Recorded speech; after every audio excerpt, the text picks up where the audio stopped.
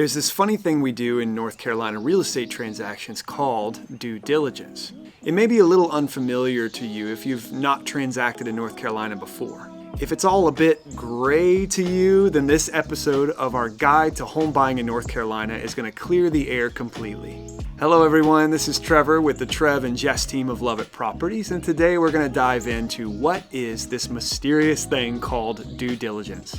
Due diligence is definitely one of the most important parts of our contracts. And the fees, terms, and process associated with this term are essential for you to grasp if you want to be competitive in this market and also if you want to stay safe. This video is part of a longer series that's taking each step of the buying process in North Carolina and breaking it down so that you can be prepared to purchase a home. Prior to this, we did episodes on pre-qualification, showings, and offers. And up next in our series is the last step of the process, closing. So let's jump in and explore this weird thing in North Carolina called due diligence.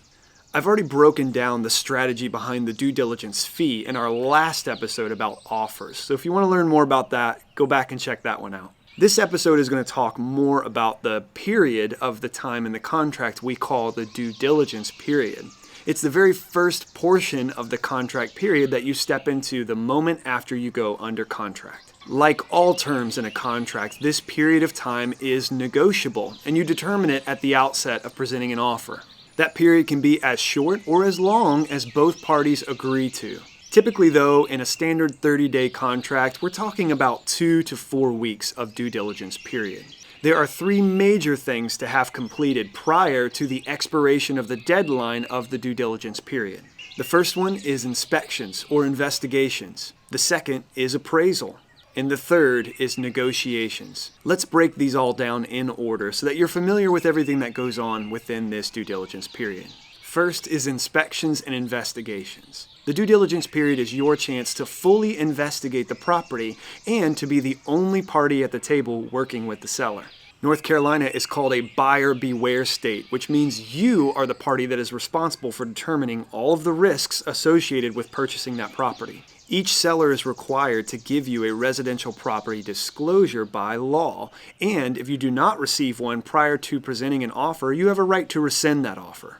However, the seller is not obligated to disclose anything about the property. They can and often do simply mark no representation all the way down that form. And even if they do disclose that there are no problems, there is still the plausible deniability that if they did not reasonably know of an issue, then they're off the hook for any legal ramifications. So it is truly up to you, the buyer, to investigate the property.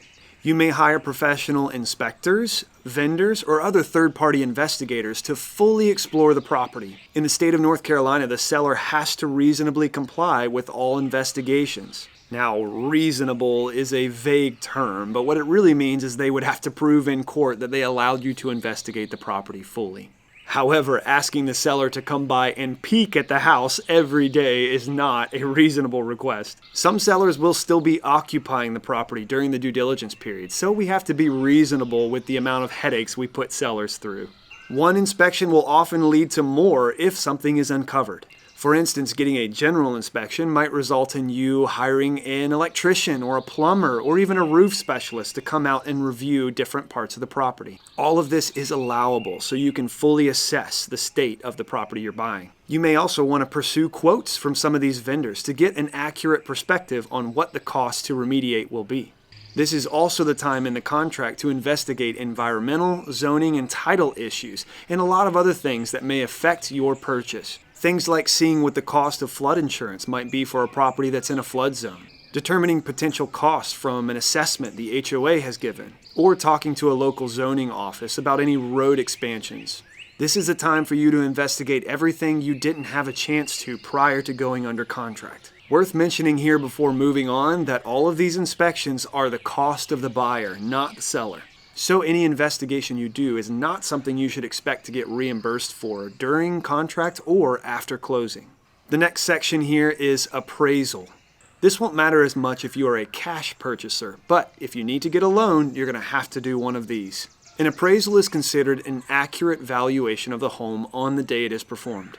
But an appraiser is only able to use the data that is available to them on that day. That means they can't use data that hasn't closed or will close in the near future. So timing could be so important here if your purchase price is extended far above the current surrounding sales. Lean on your agent here if you need to delay a little bit in order to capture some data that hasn't closed yet. Once the appraiser finishes their assessment, this is made available in what's called an appraisal report. And this is what the lender uses to justify the loan they are about to make on behalf of you. If it comes in at or above your offer price, then there's no need to take any further steps. You can move forward to closing. You may even be entitled to raise the asking price if you can negotiate some concessions from the seller that way. However, that is completely dependent on your lender and if they can accommodate that request. If your appraisal comes in lower than your asking price though, this is what we call an appraisal discrepancy. Now you have to either do one of these things in order to remedy this. First, you can pay the difference yourself. If it's $10,000 below asking price, then you can make up that out of your pocket. Second, you can go back to the appraiser and give them new data that may support your offer price. Appraisers aren't always perfect, and so your agent can help you determine if they missed something. Third, you can get a new appraisal. If you really don't agree with the appraiser's perspective on value, you can potentially get a new one. Although once again, you'll want to check with your lender before jumping into this. Also realize you are the one paying for the appraisal, so if you order a new one, you're going to have to pay for that one too. Lastly, you can negotiate the appraisal discrepancy with the seller. Sometimes it is possible to negotiate with the seller, and they may come down part of the way, or they could even come down all of the way on the discrepancy. Once the appraisal is settled, the lender can then move forward with getting everything ready for closing. The third thing we accomplish during due diligence is negotiations. Prior to leaving the due diligence period, you're going to want to negotiate with the seller about any concessions, repairs, or appraisal discrepancy. These are things you want the seller to cover after your investigations are complete. You want to present these negotiations prior to leaving the due diligence period because it's generally assumed that anything found during these investigations, it's what's being used to justify your request. And once you leave this period, you are not entitled to negotiate on those same investigations.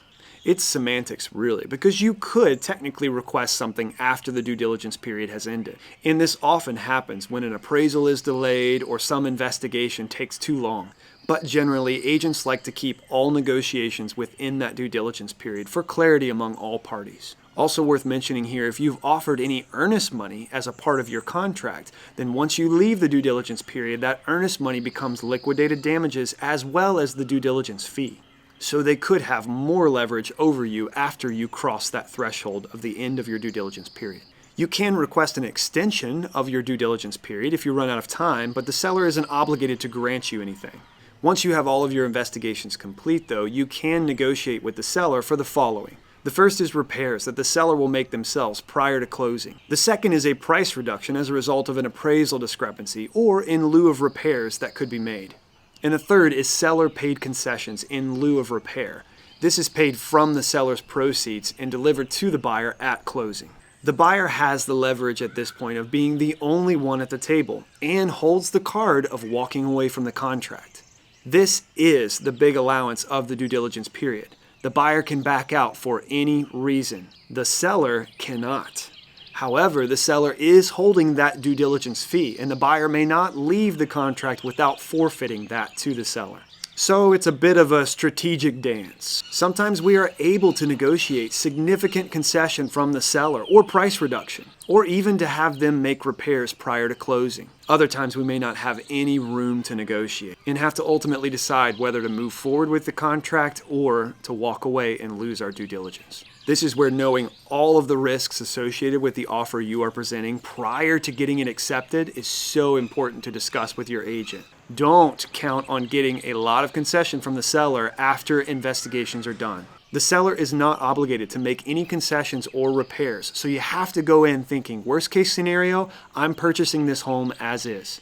But they may want to work with you as the buyer and not go back to market with these issues being uncovered. If they're working with an agent to sell their property, then that agent is obligated to disclose any material facts discovered during a contract. Appraisals, though, are not considered material fact, as values change constantly.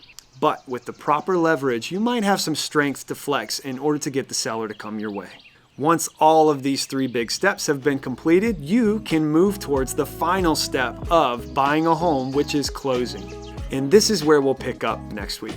I hope this was great information for any of you considering buying in North Carolina. I would super appreciate that. If you learned something from this, please subscribe to my page. My team and I release new educational real estate material every single week. And this way you'll be the first to know, and you'll help us find a lot of other people that need this great information. Also, my information is below in the description if you have any further questions, and you can use that link I have down there to set up a chat with me directly. Thanks, friends. Have a great week.